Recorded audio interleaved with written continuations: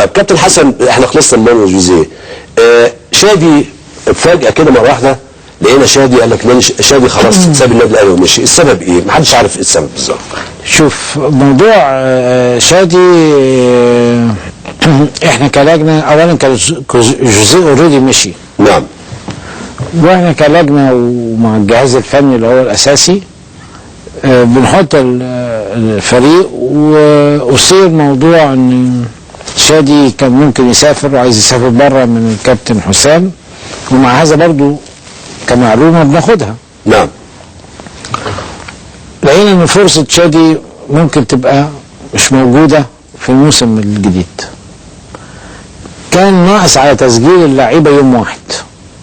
لا سوري، كان هو مسافر تركيا. ايوه. وخدنا القرار دوت وقلنا لحسام نشوفه، عشان في اللائحه بتاعه الاتحاد لو سجلنا واحد وجينا سيبناه بياخد 50% من قيمه التعاقد بتاعه. حتى لو ما لعبش. ما لعبش. ولو راح نادي تاني مضى مع نادي تاني من حقه ياخد 25%. فكنا لازم ناخد قرار في اكثر من لعيب، مش شادي بس، عشان اللائحه بتقول هذا الكلام. مع شادي يا كابتن. ومع هذا احترمنا لشادي، ما سالنا عليه ده مسافر بكره الصبحيه.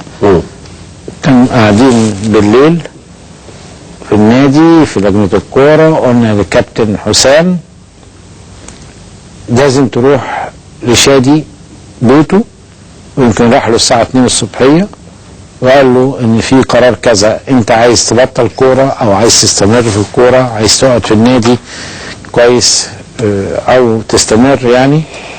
فهو قال لا انا خلاص انا عرفت كل حاجه، وكان مسافر مع عيلته ياخد اجازه في تركيا، وفضل ان هو يستمر كلاعب. اعتقد دلوقتي اتحاد اسكندريه، وقلنا له كل توفيق. كابتن حسن، ليه رفضت عوده عصام الحضري رغم انت عارف ان النادي الاهلي محتاج حارس مرمى، وحارس مرمى بكفاءه الحضري، ويمكن انت اول واحد بتشهد على الكلام ده، ليه رفضت عودته مره ثانيه؟ عصام الحضري من اول يوم احنا رافضين عودته. ماشي، بس احنا مفيش تغيير في سياستنا مع عصام الحضري.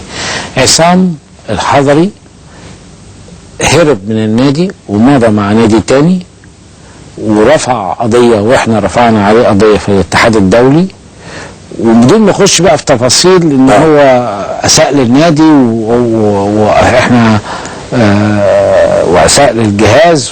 مش عايز اخش في اي نوع من التفاصيل، لكن احنا لابد ان يكون في احترام للعقود، وخصوصا ان احنا كنادي دايما بنبقى مع اللعيبه الدوليه لما بتحب تلعب او تسافر بره. اللي هو قبليه على طول كان محمد شوقي مسافر انجلترا، كان حسام غالي مسافر انجلترا، جه وائل جمعه عايز يسافر قطر، جه عماد متعب، يعني دول نجوم كبار طبعا كويس.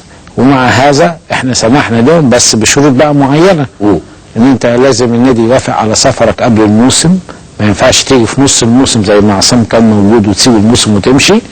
لابد ان احنا نلاقي تفاوض جيد مع النادي دوت، يعني يبقى احنا حتى كمان احترامنا للعيب اللي هيحترف يبقى المبلغ مقبول.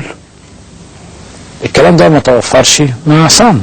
هل ما كلمكش يا كابتن حسن ووصلت لك؟ كلمني المره الوحيده يمكن اللي كلمني فيها في حياته عصام يوم الحادثه ديت، وبيقول لي يا كابتن حسن انا عاوز امشي، وانا قلت له يا عصام احنا في نص الموسم. عاوز امشي بعد ما مشي ولا كان قبلها؟ لا كان الراجل موجود، كان الراجل موجود، لسه مشي. كان الراجل موجود رئيس النادي. فقلت له يا عصام ما ينفعش تسيب النادي دلوقتي، لازم تكمل لغايه نهايه الموسم، لان انا كنت هخسر واحد في افريقيا في تسجيله ومحتاجه كويس ومحتاجه ومش مستعد في الوقت دوت في الزمن دوت ان احنا يبقى عندنا حراس مرمى او ما دورناش او ما ظبطناش حته حراس المرمى. نعم كويس. هو راى غير كده، ان هو راى ان هو دي فرصته ولازم يخرج وفي عنده عقد كويس وخرج. يعني انا عرفت قبل كده الحضري اعتذر يجي 10 مرات او 100,000 مره في الصحف والجرايد، ونقول ان ربنا بيرحم وربنا بيغفر، والابن طبعا لما بيغلط الاب ما بيذبحوش، ما فيش حتى نيه يعني ده من الناس عشاق النادي الاهلي نيه ان يرجع. ده موضوع وده موضوع. انت موضوع عليك عقد وليك التزامات كويس، وانت لعيب محترف، لازم نحترم الكلام دوت. يعني ما ينفعش كويس ان انت تيجي تدخل بكل الكلام دوت ونرفع قواضي واساءه وبعدين النادي يكسب قضيه، او حتى لو خسر النادي القضيه كويس، وبعد كده تيجي تقول لي انا متاسف. يبقى كل لعيبه مصر بتعمل كده تصريح ان هي تمضي وتقبض فلوس من انديه اخرى وتعمل تعاقدات مع انديه اخرى وتهرب من مصر كويس، وتقول لك بعد كده اجي اتاسف. نعم. ما اعتقدش ده نظام في اي حته في العالم ولا في اي حاجه حد يقبله. هل ذنب خلي بالك ده كمان، ودايما بقول ده احدى مشاكل اللعيبه المصريه في اوروبا. الدوري المحترفين في اوروبا بيفشل بسرعه. يعني هم ما عندهمش ثقافه الاحتراف. يعني نعم. ازاي احترم المدرب بتاعي؟ يعني دايما هرجع اقول كل مره، يعني ايه اتكلم مع المدرب بتاعي ولا انا لعبت ولا ما لعبتش؟ يعني تيشيرت ارميه في وشي. يعني ايه انا لا ارضى براي مدرب، او انا عايز العب في مكان المدرب عايز يلعبني في مكان تاني. اللعيب لعيب لازم يسمع ويطيع شغلته ويطيع مدربه، مش يسمع بس، يسمع ويطيع مدربه، لان هو المدرب هو الاساس اللي هو معاه كل فرقه بتفكيره بخططه بامكانيات فرقته، فلازم يبقى كله مسخر كلاعيبه للمدرب عشان يقدر ان هو ينجح. مفيش حاجه بقى اسمها انا ما بعرفش العب في نص الملعب، لا انا هلعب براس حربه، لا ما بعرفش يا ابني نص الملعب. الكلام ده وكمان مفيش حاجه اسمها اجي متاخر، مفيش حاجه اسمها اتكلم في صحافه غلط، مفيش حاجه. يعني ثقافه الاحتراف ديت كويس ده مش موجوده في اللعيبه المصريه. طب كابتن حسن، احنا سمعنا برضو كده يعني كلام اتكتب، وبعض الناس قالت ان بعض المسؤولين الكبار اتكلموا مع الكابتن حسن وحاولوا يضغطوا عشان يرجعوا الحضره مره ثانيه. صحه الكلام ده ايه؟ مفيش حاجه، مفيش الكلام ده. كابتن حسن، ميزانيه الكوره في النادي الاهلي بتكسب ولا بتخسر؟ الحمد لله طول عمرنا بنكسب. الكوره بتكسب. انت عندك 18 لعبه تصرف عليها ازاي؟ 19 لعبه.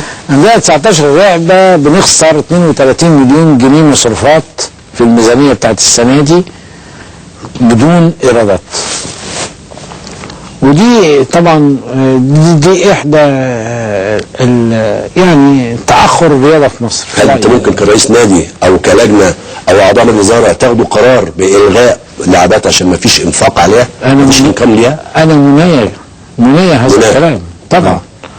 يعني انا منية النادي الاهلي ده يبقى لعبتين 3 العاب، لكن في مسؤوليات على الالعاب وتجاه بلد مصر.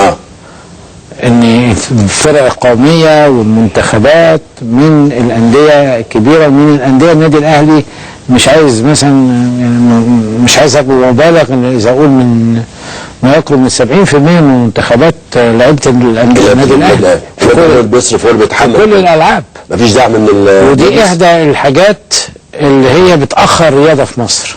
يعني لابد ان الانديه ديت تقلل عدد الالعاب فيها، لابد ان تظهر انديه تانية متخصصه في الالعاب معينه تستطيع ان هي تنجح فيها.